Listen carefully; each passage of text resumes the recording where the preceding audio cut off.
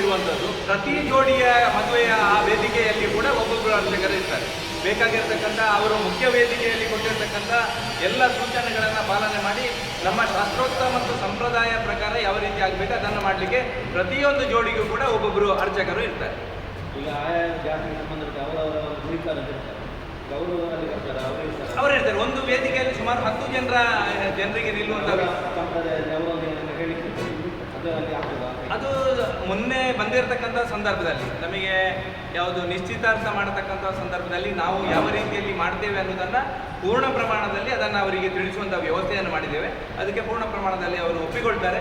ಬೇರೆ ಏನಾದರೂ ಅವರ ಕಾರ್ಯಕ್ರಮಗಳಿದ್ದರೆ ಮದುವೆ ನಂತರ ಅವರ ಮನೆಗಳಲ್ಲಿ ಮಾಡತಕ್ಕಂಥ ವ್ಯವಸ್ಥೆಯನ್ನು ಮಾಡ್ತಾರೆ. ಯಾವುದು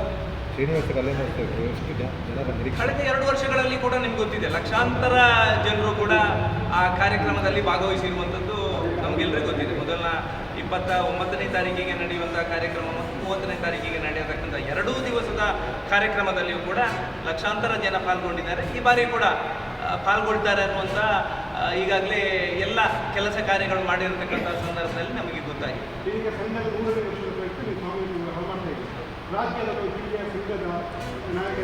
ನಾವು ಎಲ್ರಿಗೂ ನಮ್ಮ ಇದು ಹಿಂದೂ ಸಮಾಜದ ಕಾರ್ಯಕ್ರಮ.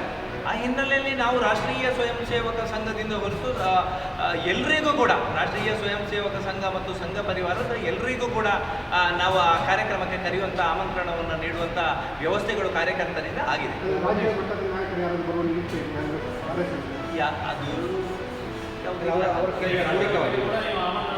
ಕೊಟ್ಟಿದ್ದೇವೆ.